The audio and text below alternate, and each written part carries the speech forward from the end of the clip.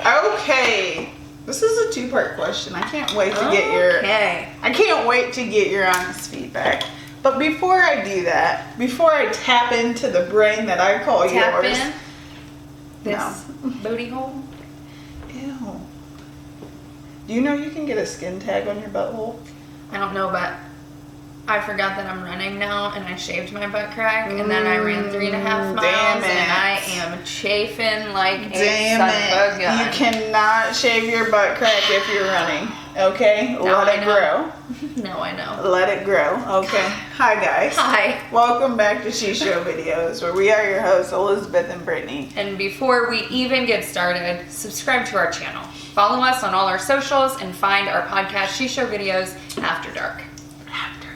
What are we talking about today? I have a question for you. 2 parts, I hear. Yes. Okay. Dos partos. Okay. Close enough. Okay.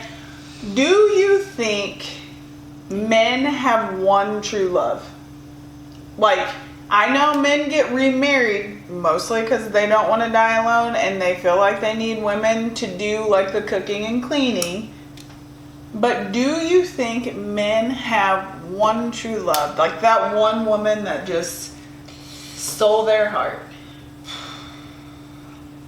I'd like to think that everyone has the capacity to love more than one person, but I do think that more traditional men are of the mindset that there is one soulmate for them, and that everyone else is kind of just a settling.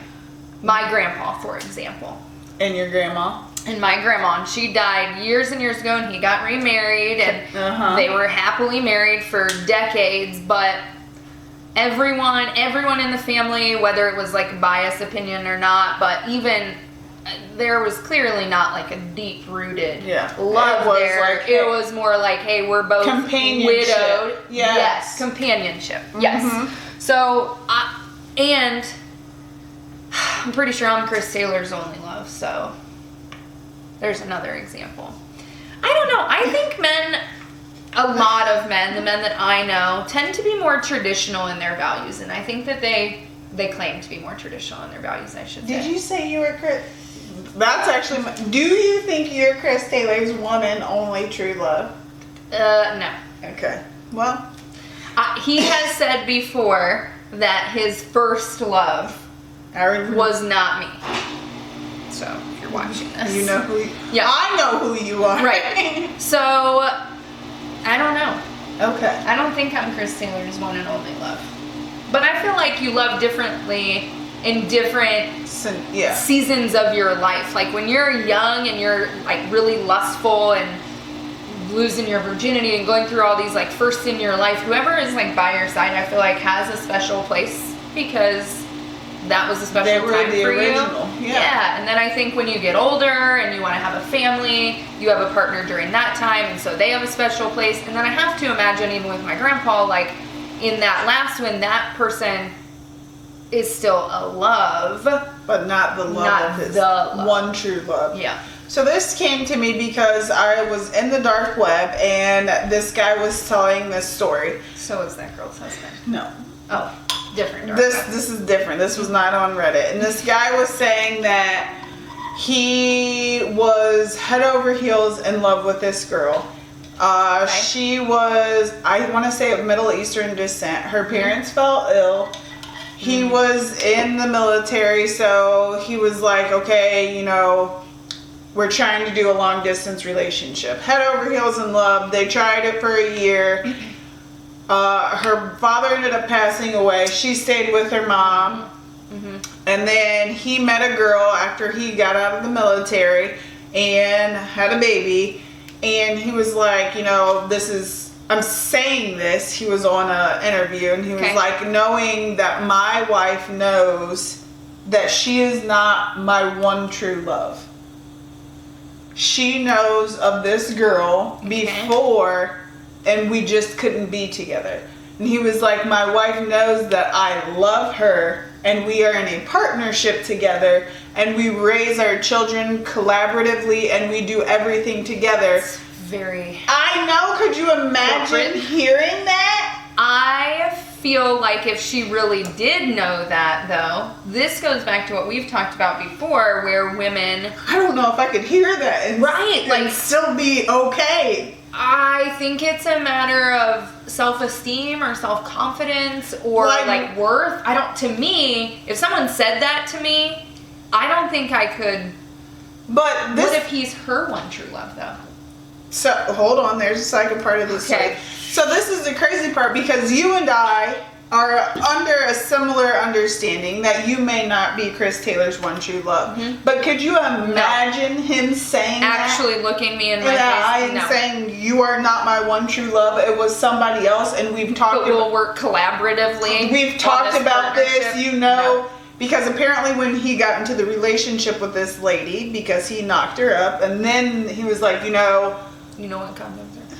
This is what we're doing. I want to raise a family with you together. Okay. So they had that conversation. But why get married then if they are just... Men want the traditional family. I want to be your dad. This is your mom. So either way. So he said that at one point he did reach out to the other girl. Nope. And just to say hello. Like, no, I see you're on social media. How's everything going? We haven't talked in years and years. Did he tell his wife he was reaching out to her? I don't know. I mean, she had to find out. I'm sure she watched the interview. Ma'am. And she is also married. What is your end goal of reaching out to this person? You know what? I don't think it was discussed. I just thought to myself, even if I knew, because I think we all have that understanding, and I think honestly, just to be honest and truthful, most women know if they're their husband's one true love. Mm-hmm. Like, they just know it. They have a feeling, they just know it. But to hear somebody say it, I feel like that would crush my spirit. It? Yeah. It would crush my spirit. And then I feel like then we go back to a conversation about, like, is that okay with you? Are you comfortable with that? Some people maybe are for pure convenience and companionship and choose your heart and, like, this is just going to work for me. That's not for me. That would not work for me, because I think more highly of myself, and I also feel like I deserve someone to say that to me. Okay. Now, I don't need someone to say that to me, but they better not say the opposite. They better not say you're not it. Like, that's also, I would be super uncomfortable knowing that his one true love was this person, finding out he was reaching out to them. That would fucking piss me off, because why? What's the end goal? Are you planning to leave me if she says she wants to be with you? Like, if she doesn't, are you planning to keep up a friendship with her long distance? Like, that doesn't make sense to me, and it feels very messy. It feels very homewrecker, like he is trying to run around, and I don't like that. Okay. Like, he was doing good with the honesty thing. Maybe a little too honest. You probably could have cut that to yourself back a little bit. But if she was willing to accept that, I feel like part of that is on her. Have you ever, I'm sure you have you ever talked about exes with your boyfriend at the time? Like, hey, I just got out of this relationship and it was messy. I thought she was the one. We're planning our lives together. I'm sure at some point in any relationship that you've ever been in, somebody has said, like, something similar, like, I just got out of a relationship. But even in that scenario, it's I thought, past tense, she was the one, not I know she was the one, but I can't be with her. Like, that's totally different. Okay. It's like, I rolled the dice and it didn't work out in my favor, and so now I'm starting over. It's not like I rolled the dice and they're still on the table and I might head back there later, but I'm not really sure. It depends what pops off over here. Like, no. Bitch, nothing. Then you're the VP. You're the VP for life. Nothing's popping off over here. Well, okay. Fuck around and Is find snake out, eyes good or bad at the table? I don't know. I said snake eyes, but I was like, that could be good. Sounds like two dicks looking straight at you. It's different. No. What would you do if someone said that to you? Woo. First of all, I feel like you'd have to know. Like, to your point, like, I feel like you'd have to feel like, okay, this doesn't feel like a deep connection or like the long term for me. Like, there has to be some indication that dude's like not all the way into you, and I don't mean physically. Okay, well, you have this conversation before, because I feel like there are some people who will just settle for convenience, settle because they want their children to grow up your standards in the same household, or reasons. after high school, we'll split up and go our separate ways. And some people even have like a verbal agreement, like I'll leave you the house, I'll go this. Like people do think that far in advance. Dismal to me. You know, there's open relationships out here where it's like you can have a partner, I can have a partner. There's a lot of different ways to have marriages now. You're right. Okay? And I was thinking why get married, but there are some practical arguments around why to get married. Exactly. Mostly financial and benefits wise, right? Because otherwise, like, you could just, like, my kids don't know if me and Chris are actually married. They got no idea. I mean, we say we are, but are we? Who knows? You are. I was there. Okay. I was there. But like, you're right. There are some actual like arguments. So, but then to me, it feels transactional. And so if you're okay with that, goes back to this, then I feel like that's on you. But at this point, I think to myself, I would love to have someone to go 50-50 on the bills with me. No. Because it's 50-50 and then 50 with your husband. That's 50 more. That's 150. No, we're saying the same thing. No, thank you. I would love, because these bills are looking a real 2024. Okay. Real Billy. They're looking real William-y. They're looking real 2024, and in 2024, I would like to pay, you know, they say mortgages are designed for two people. But there's only one paying individual in my house, and I would love a transactional relationship. You mean that your ex is not contributing to your house? I would love for somebody to do. I posted this on our story the other day, to come clean my gutters, power wash my house, weed whip, do all the stuff that I don't want to do. My teammates asked me why I'm not over there cleaning your gutters. Actually, it's my soft girl era. Okay, I'm supposed to be inside the house folding laundry, cooking meals. You're doing that too. You're doing that too. In a frilly skirt. You're not doing that. Okay, it's my soft girl era.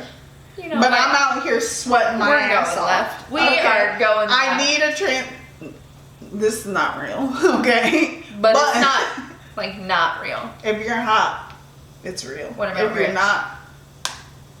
It's real. Decently high. Then it's real. Okay. I gotcha. But yeah, I thought of all the different scenarios in which I would be okay. But then I also thought in practicality, I'm sure there's so many people who understand that they are not their person's one true love. If they're cool with that, then hey, more power to you. I feel like I'm actually cool with it. I just don't want someone to look me in my face and say that to me. I feel like that's unnecessary. Like, I get it. Honesty is the best policy, but you could maybe like dance around it a little bit. That's too much. And I know you're lying. Okay. You're doing too much. No. Am I? You say, I'm unsure and I'd like to explore further. Okay. Then it feels like a challenge, not a fucking letdown. I'm unsure and I'd like to explore further. You're just nice. You're practicing for the next William who comes in and out of your life. I'm starting to think you're not going to accept that as... I'm not. No means no. When I say it. Bye, guys. Bye. I feel like that's different. No. No means no when everyone says it. No, it doesn't. Yes. Sometimes it means maybe. Or different than what you're doing now. No. To the left. To the left. It means no. No.